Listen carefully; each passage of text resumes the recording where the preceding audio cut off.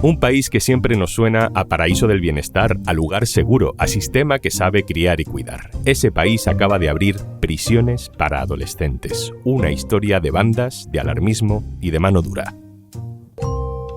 Soy Juan Luis Sánchez. Hoy en Un Tema al Día, la cárcel de los niños sicarios de Suecia.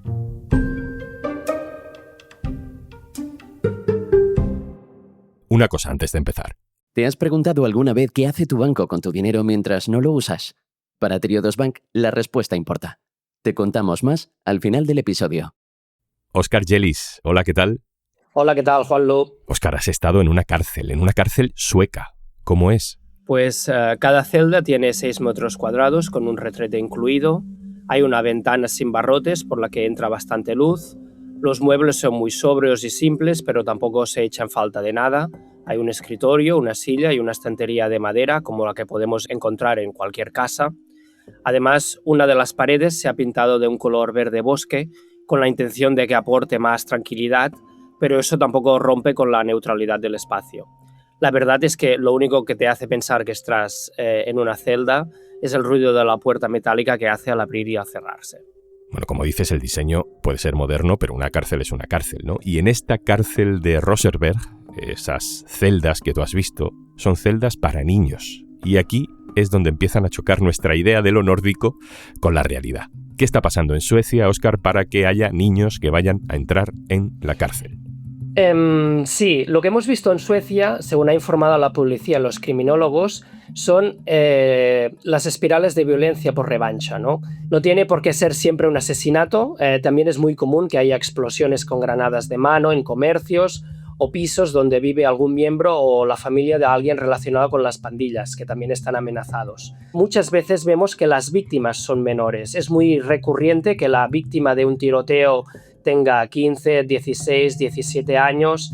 Muchas veces se trata de asesinatos por revancha o sean, por ejemplo, los familiares de los menores que también están amenazados. Por ejemplo, puede ser una hermana pequeña, un hermano pequeño, un padre, una madre, que eso también llama la atención. Estos incidentes provocan una reacción por parte de las pandillas enemigas que contestan cometiendo otro incidente y así se llega a una espiral de violencia que es lo que ha provocado que Suecia sea en estos años el país de la Unión Europea con más muertes por tiroteo en relación al tamaño de su población. ¿De qué tipo de casos estamos hablando, Óscar? Algunos de los que yo me acuerdo pasó en la ciudad de Uppsala en abril de 2025, en que se cometió un triple asesinato en que murieron 3 jóvenes de entre 15 y 20 años, mientras estaban en una peluquería cortándose el pelo. En este caso, la policía detuvo a un sospechoso de 16 años por ser el autor de los disparos. Otro caso relevante que me ha venido en la cabeza pasó en la ciudad de Malmö el año pasado, cuando la policía detuvo a un menor de 12 años acusado de haber cometido un asesinato con una pistola. La policía sospechó que el menor pertenecía a la red criminal Foxtrot, que es una de las mayores y más violentas del país. Y aquí este caso fue relevante porque antes de cometer el asesinato, el menor ya había estado en centros de educación para menores y a cargo de los servicios sociales. Es decir, las instituciones lo tenían identificado, pero aún así el sistema fracasó y la prevención no llegó a tiempo, ya que el niño terminó cometiendo un asesinato. Estamos hablando de pandillas, de bandas que se aprovechan de adolescentes y de niños para ser sicarios en Suecia. Es especialmente paradójico que esto pase en un país nórdico donde los índices económicos suelen ser buenos, donde el estado del bienestar está consolidado. Entonces, ¿por qué, Óscar? A ver, lo que dicen los criminólogos es que es multifactorial. La principal razón que señalan es el tráfico de drogas y las enormes cantidades de dinero que esto genera. La violencia de las pandillas no deja de ser una lucha para controlar el mercado ilegal de drogas en el país, principalmente la cocaína y la marihuana. Otro problema que señalan los expertos es la inmigración, pero en concreto la falta de integración de esta inmigración, que ahora ya no son inmigrantes, son suecos de una segunda generación de inmigrantes que han nacido en barrios segregados, en un país donde sufre un racismo estructural, donde hay muchos jóvenes que no se sienten parte de esta sociedad. Entonces, estos jóvenes crecidos en entornos vulnerables, en un contexto en que en las últimas décadas el gobierno ha desatendido a los servicios sociales o a las escuelas públicas en según qué comunidades, pues esto ha derivado en que algunos de los jóvenes no ven otro futuro que el de la delincuencia. Hay un acceso fácil al mercado ilegal de armas importadas desde el extranjero que consiguen entrar en Suecia de forma ilícita. Y finalmente, otro factor que se señala es el de la ley, que hasta ahora había sido más permisiva en Suecia para los delitos cometidos de menores en comparación a los países vecinos, y esto las bandas lo han aprovechado. He leído, y creo que es interesante decirlo, ¿no?, que en Suecia la cifra de homicidios lleva 3 años bajando, pero a la vez esta participación de menores en delitos graves relacionados con el crimen organizado sí que se ha disparado. El año pasado fueron procesados 52 menores de 15 años por asesinato o tentativa de asesinato. La pregunta sería, Óscar, ¿por qué las bandas intentan captar niños? ¿Qué ventaja tiene tener un niño a sueldo para estas bandas? Pues según lo que me cuentan los criminólogos, esto se debe a 2 factores. En primer lugar, los menores de edad son más influenciables para cometer los delitos. Hablamos de menores en situación de vulnerabilidad, crecidos en entornos donde no ven un futuro y en donde el crimen se ve como una forma para conseguir pues, dinero fácil o un cierto estatus social, y esto las redes criminales lo saben y se aprovechan de esto.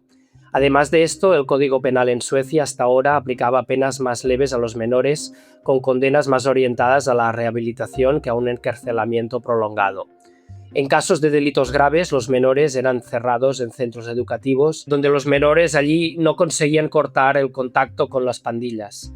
Claro, según las fuentes policiales, en muchos casos las bandas buscan a menores para cometer los crímenes que no son miembros de las bandas, sino que digamos son como sicarios externalizados. Las bandas lo que consiguen es reducir el riesgo penal para sus propios miembros, además de no tener un coste demasiado alto para ellos.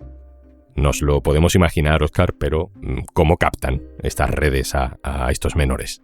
Pues lo que se ha contado en los medios de comunicación y en los informes policiales es que las bandas los contactan a través de las redes sociales como Snapchat, Telegram, Instagram, y ofrecen un precio para cometer un delito. Los precios tampoco son muy elevados para cometer los delitos. Pueden ser unos miles de coronas que equivalen a unos 5.000 o 10.000 euros por detonar un explosivo e incluso por cometer un asesinato.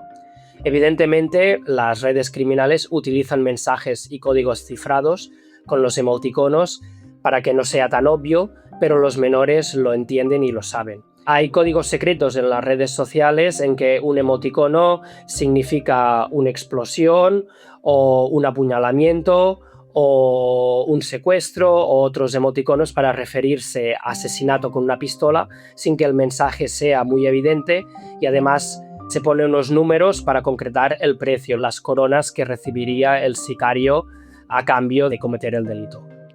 Y en algunos casos las redes criminales utilizan vídeos donde se ve un coche de alta gama, ropa de marca, se enseñan pistolas o suena un tema de hip hop o de algún otro grupo popular, que esto engancha y atrae a los menores. Y con esta realidad sobre la mesa, Óscar, sabiendo que Suecia, aunque la tenemos idealizada, no es lo que era en el sentido ideológico, ¿qué ha decidido hacer el gobierno para intentar abordar este problema?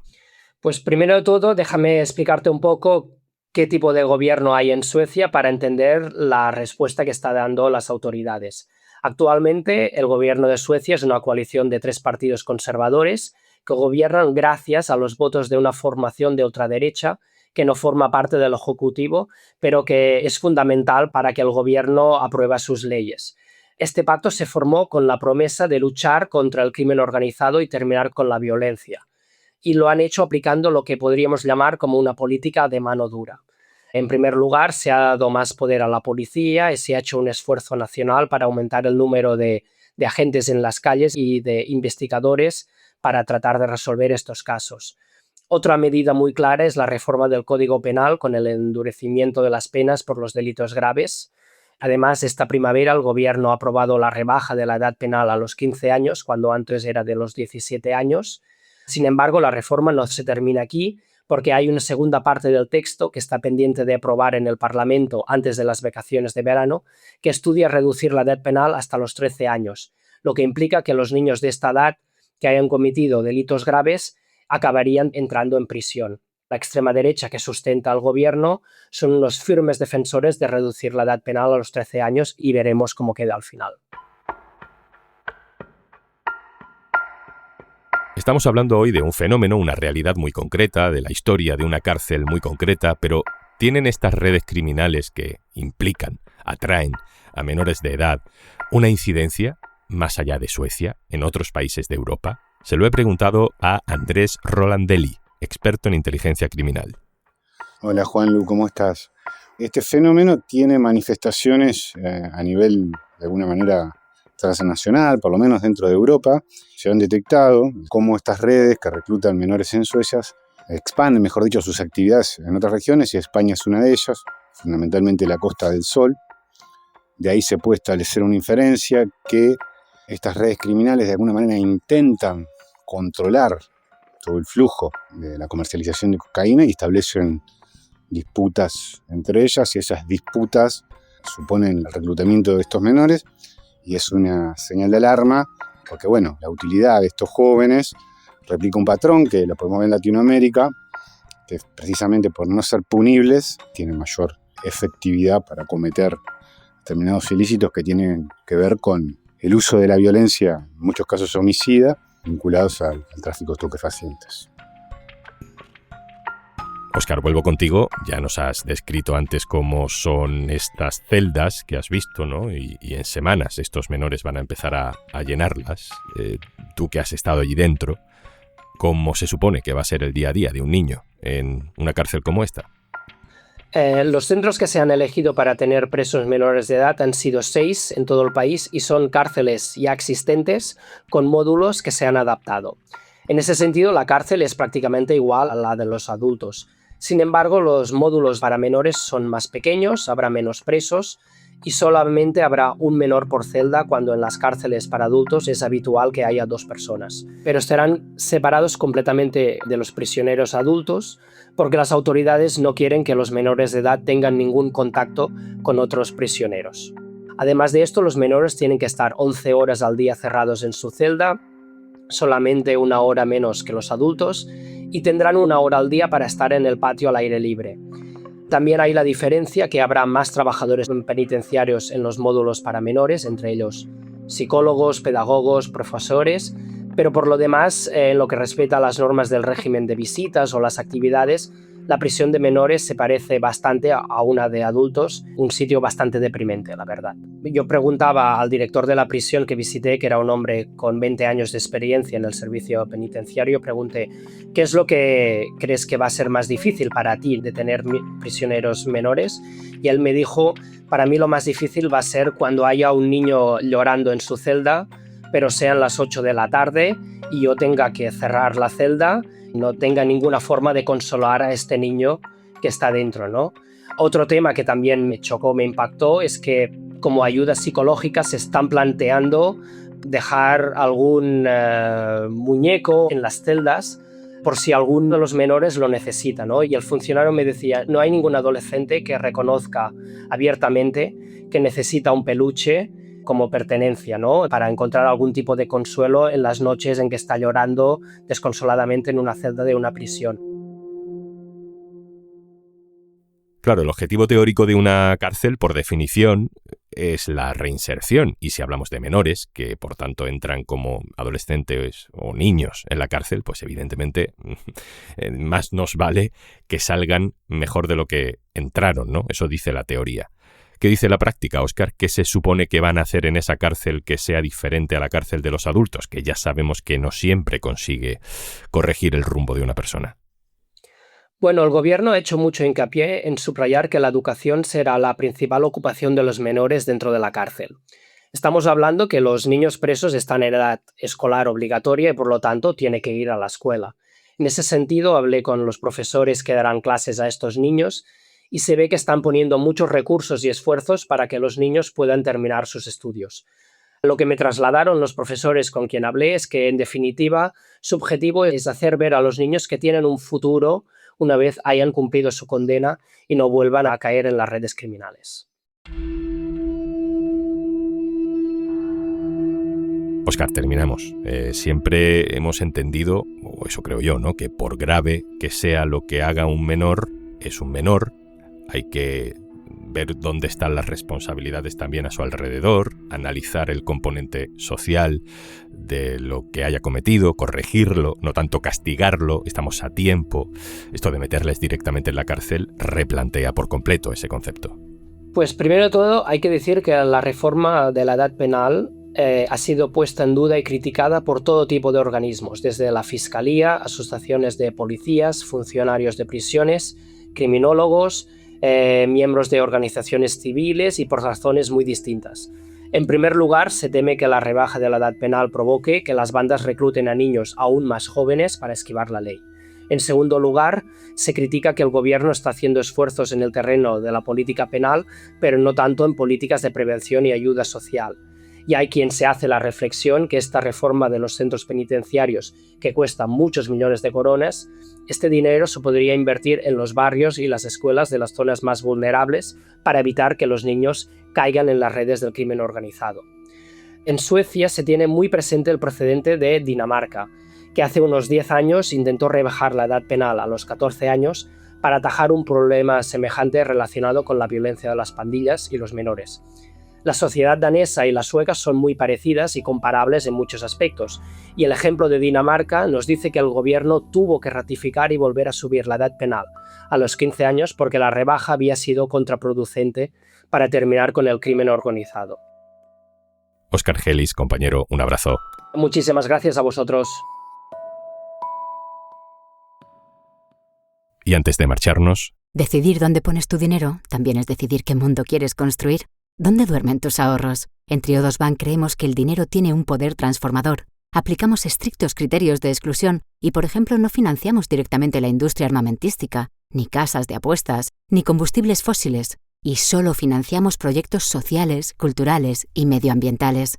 Tu ahorro impulsa proyectos de la economía real. Porque el dinero también puede hacer el bien. Únete al lado bueno. Únete a Triodos Bank. Más información en triodos.es.